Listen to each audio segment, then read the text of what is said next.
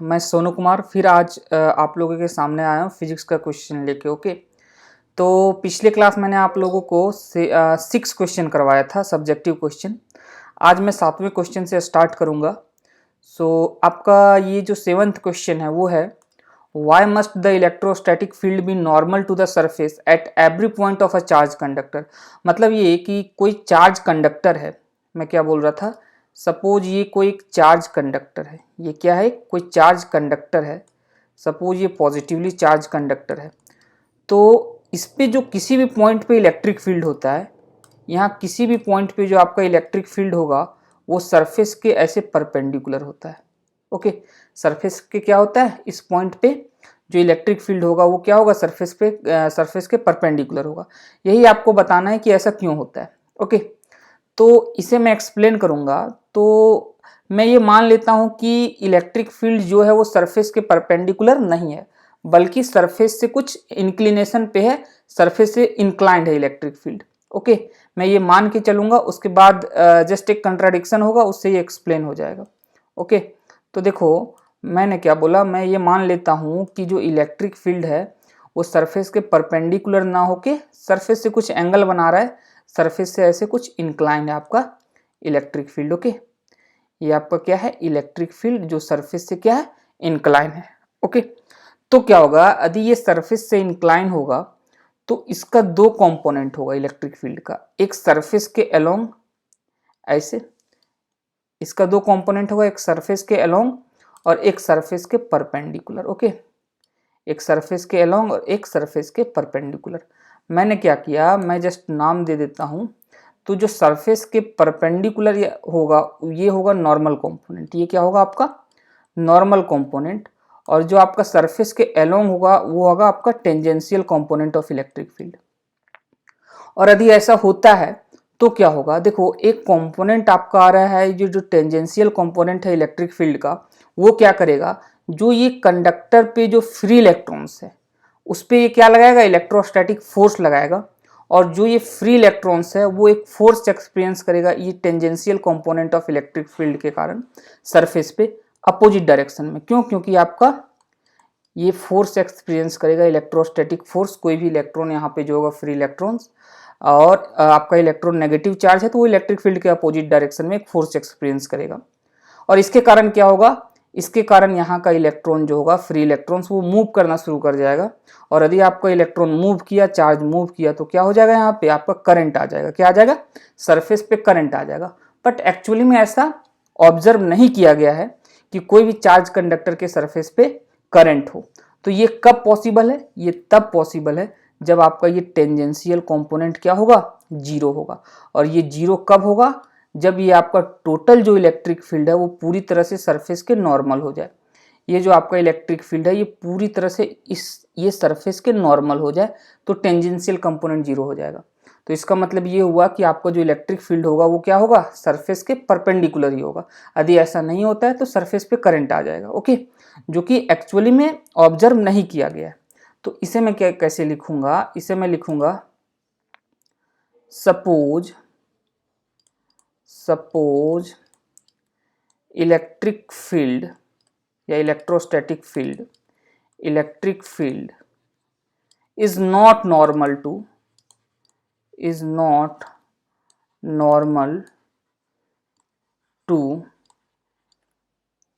To surface of charge conductor. Okay, charge conductor के surface पे मैंने जस्ट एज्यूम कर लिया कि इलेक्ट्रिक फील्ड आपका नॉर्मल नहीं है बल्कि इंक्लाइन है, but incline to the surface. Okay, inclined to the surface. और यदि इंक्लाइन होगा सरफेस से तो उसका एक टेंजेंशियल कंपोनेंट आ जाएगा जो कि करंट को, मतलब वो करंट का कारण बन जाएगा, सरफेस पे करंट आ जाएगा। तो यदि ऐसा होता है तो क्या होगा, सरफेस पे करंट आ जाएगा। ओके, तो मैं लिखूंगा is but incline to the surface, then तो क्या होगा, जो आपका टेंजेंशियल कंपोनेंट होगा, tangential component of electric field electric field will cause current on the surface, okay, on the surface, but no such current is observed. ऐसा कोई current नहीं देखा गया है, ओके। और ये कब पॉसिबल है? जब आपका इलेक्ट्रिक फील्ड नॉर्मल होगा। Hence electric field is normal to the surface, normal to the surface, okay. Now the next question, देखो नेक्स्ट क्वेश्चन आपका क्या है? A charge q is placed at the center of a cube of side L. What is the electric flux passing through the each face of the cube? Okay, ये बहुत ही आसान question है। Question आपका ये है कि एक चार्ज q है जो किसी क्यूब के सेंटर पे रखा गया है, कुछ इस प्रकार। तो आपसे ये पूछा गया है कि ईच फेस मतलब किसी एक फेस से, क्यूब के किसी एक फेस से फ्लक्स क्या होगा, ओके। तो देखो आपको पता होगा गॉस थ्योरम से, मैं क्या जानता हूं कि बाय गॉस थ्योरम मुझे क्या पता है? मुझे पता है कि जो फ्लक्स होता है वो होता है चार्ज इनक्लोज्ड या enclose charge by epsilon not, okay. ये क्लोज सरफेस से होता है। तो देखो यदि मैं गॉस थ्योरम लगाऊं तो जो टोटल फ्लक्स होगा क्यूब के फेसेस से वो क्या होगा? Q by epsilon not, okay. तो ये आपका क्या है? Total flux. ये क्या है आपका? Total flux. ये आपका टोटल फ्लक्स है क्यू बाय एप्सिलॉन नॉट। मतलब टोटल फ्लक्स मतलब ये कि ये क्यूब से टोटल कितना फ्लक्स होगा, मतलब क्यूब से टोटल फ्लक्स मतलब कितने फेसेस से? क्यूब में कितना फेस होता है? 6 फेस, ओके। मतलब 6 फेसेस से आपका जो फ्लक्स होगा वो क्यू बाय एप्सिलॉन नॉट होगा। बट आपसे यहाँ पूछा गया है ईच फेस से, मतलब किसी एक फेस से कितना होगा। तो कितना होगा? 1/6 time of total flux, okay. 6 faces से आपका क्यू बाय एप्सिलॉन नॉट है, तो 1 फेसेस से कितना होगा? 1/6 Q by epsilon not, okay. तो मैं लिखूंगा कि flux through each face, okay. Each face से आपका फ्लक्स क्या होगा? वो हो जाएगा 1/6, या इसे मैं लिख सकता हूं क्यू बाय एप्सिलॉन नॉट, और इसे 1/6 से मैं मल्टीप्लाई कर देता हूं, तो ये क्यू बाय 6 एप्सिलॉन नॉट हो जाएगा, okay. Now the next question, why do electric field lines not form closed loop? Electric field lines close loop क्यों नहीं फॉर्म करता है? ये जस्ट आपको एक्सप्लेन करना है, ओके। तो देखो आप इलेक्ट्रिक फील्ड, आपको पता होगा कि इलेक्ट्रिक फील्ड कहाँ से ओरिजिनेट होता है। किसी एक पॉइंट पॉजिटिव चार्ज में लूँ तो यहाँ से इलेक्ट्रिक फील्ड क्या होगा? ओरिजिनेट होगा। क्या होगा? और ओरिजिनेट होगा। और यदि एक सिंगल पॉजिटिव चार्ज होगा तो ये कहाँ जाके टर्मिनेट होगा? कहीं इन्फिनिटी पे जाके टर्मिनेट हो जाएगा, ओके। बट एक पॉजिटिव चार्ज है और यहीं एक नेगेटिव चार्ज है, तो इलेक्ट्रिक फील्ड आपका पॉजिटिव से ओरिजिनेट होगा और टर्मिनेट कहाँ होगा? नेगेटिव चार्ज पे। मतलब पॉजिटिव से स्टार्ट होगा और एंड कहाँ होगा उसका? नेगेटिव चार्ज पे, यदि पॉजिटिव और नेगेटिव चार्ज होता है तो, ओके। तो देखो यदि क्लोज लूप कब फॉर्म होगा? क्लोज लूप तभी फॉर्म हो सकता है, सपोज एक पॉजिटिव चार्ज है, उससे इलेक्ट्रिक फील्ड निकले ऐसे, और वापस वो टर्मिनेट उसी चार्ज पे कर जाए। मतलब जिस चार्ज से इलेक्ट्रिक फील्ड निकला वापस उसी चार्ज पे उसका एंड हो जाएगा, तब क्लोज लूप फॉर्म होगा। बट ऐसा होता नहीं है। जिस चार्ज से इलेक्ट्रिक फील्ड निकलता है उस चार्ज पे वो टर्मिनेट नहीं करता है, ओके। उसी चार्ज पे वो टर्मिनेट नहीं करता है। पॉजिटिव से निकलेगा तो नेगेटिव में टर्मिनेट करेगा, तो इससे आपका क्लोज लूप फॉर्म नहीं हो पाएगा, क्योंकि क्लोज लूप फॉर्म होने के लिए जिससे निकला उसी पे जाके टर्मिनेट होना होगा, ओके। तो आपका क्लोज लूप नहीं बनेगा यदि पॉजिटिव से निकलता है और नेगेटिव में टर्मिनेट होता है। तो मैं क्या लिखूंगा? Since electric field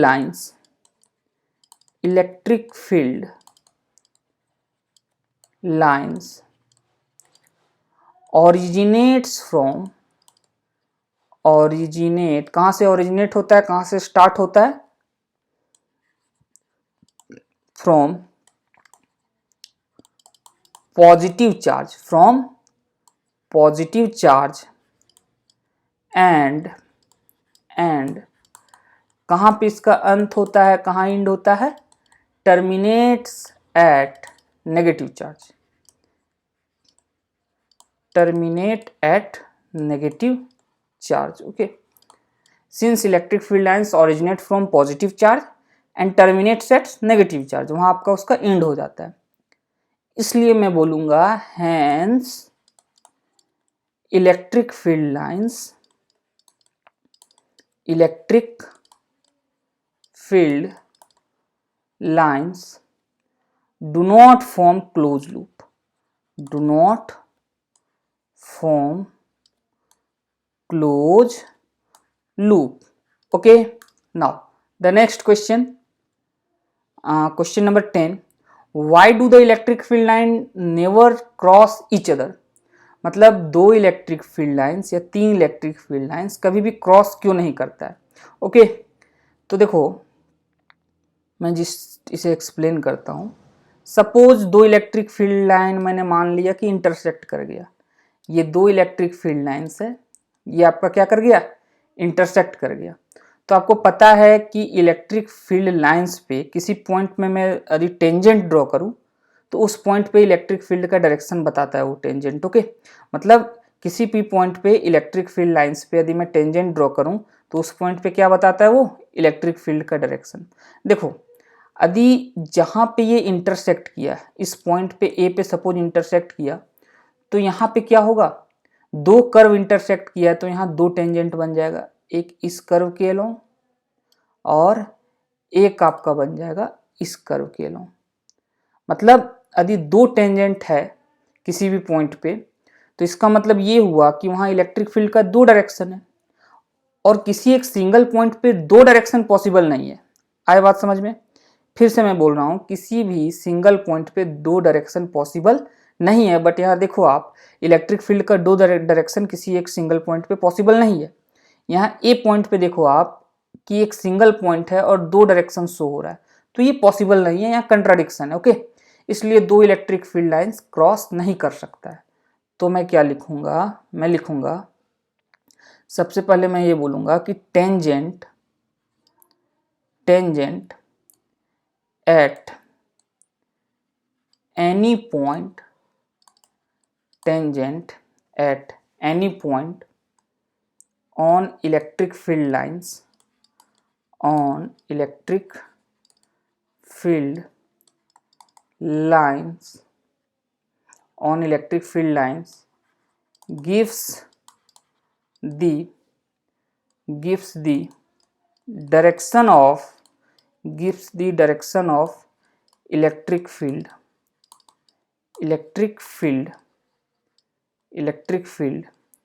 at that point. Okay, at that point. Okay, अब मैं ये मान लेता हूं कि दो इलेक्ट्रिक फील्ड लाइन इंटरसेक्ट कर गया. ओके, तो मैं क्या बोलूंगा कि सपोज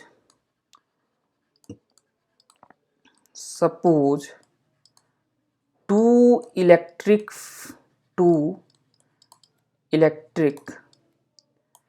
फील्ड लाइंस इंटरसेक्ट, दो इलेक्ट्रिक फील्ड लाइन क्या कर गया, इंटरसेक्ट कर गया. Suppose two electric field line intersect, then at the point of intersection, at the point of intersection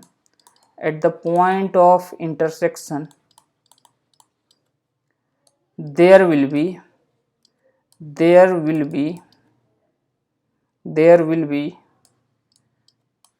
two direction of electric field, two direction of electric field. दो direction होगा at the point of intersection which is not possible, जो कि possible नहीं है, which is not possible. Okay, तो देखो इसलिए मैं बोलूंगा hence hence electric field lines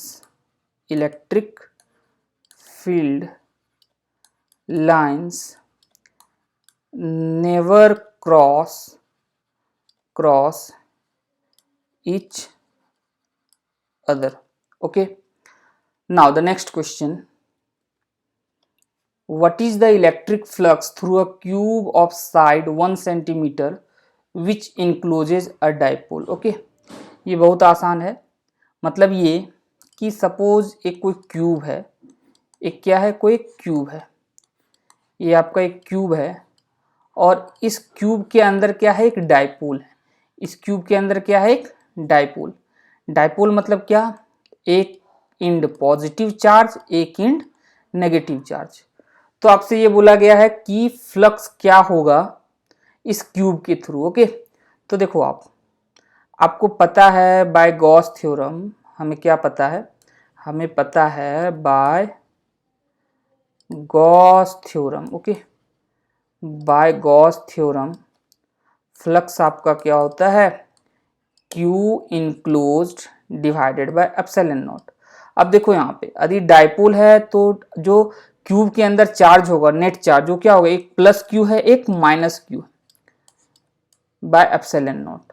plus Q minus Q cancel होकर ये क्या हो जाएगा, जीरो हो जाएगा। तो what is the electric flux, so flux आपका क्या हो जाएगा, फ्लक्स आपका जीरो हो जाएगा। क्या हो जाएगा, जीरो हो जाएगा। Okay, now the next question, how does the electric flux due to a point charge enclosed by a spherical Gaussian surface get affected when its radius is increased? Okay, तो देखो ये मैंने आपको एक्सप्लेन किया था objective question में, फिर से एक्सप्लेन कर देता हूँ। मतलब ये कि कोई गॉसियन सरफेस है, स्फेरिकल गॉसियन सरफेस है, जिसके अंदर सपोज चार्ज क्यू है। क्या है, charge Q.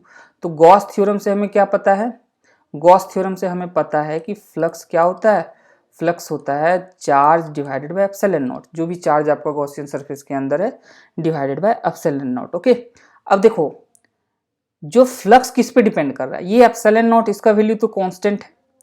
Okay, 8.85 into 10⁻⁻12। Okay, अब ये पूरी तरह से डिपेंड कर रहा है जो गॉसियस सरफेस के अंदर चार्ज है।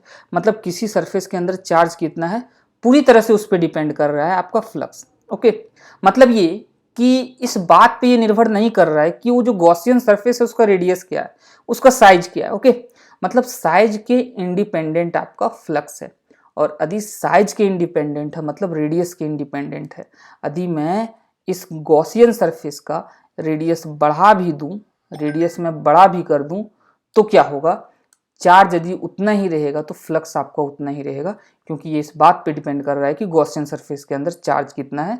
इस बात पे डिपेंड नहीं कर रहा है कि गॉसियन सरफेस का रेडियस क्या है। ओके, तो मैं लिखूंगा कि बाय गॉस थ्योरम हमें क्या पता है, बाय गॉस थ्योरम हमें ये पता है कि जो फ्लक्स होता है वो चार्ज इनक्लोज्ड बाय, ये जो आपका फ्लक्स है, ओके, ये जो फ्लक्स होता है वो charge enclosed bye epsilon not होता है।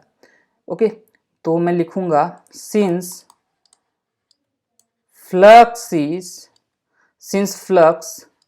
Depends on charge, since flux depends on charge, कौन सा चार्ज, जो गॉसियन सरफेस के अंदर है, depends on charge enclosed bye Gaussian surface, enclosed bye Gaussian surface. Okay, enclosed by Gaussian surface. It is independent of radius. It is independent of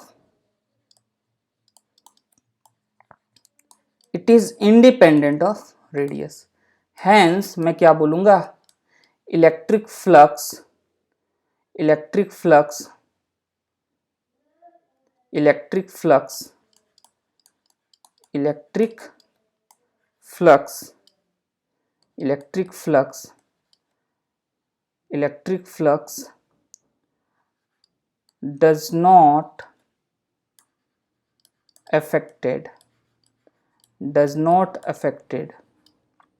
does not affected if radius is increased, if radius is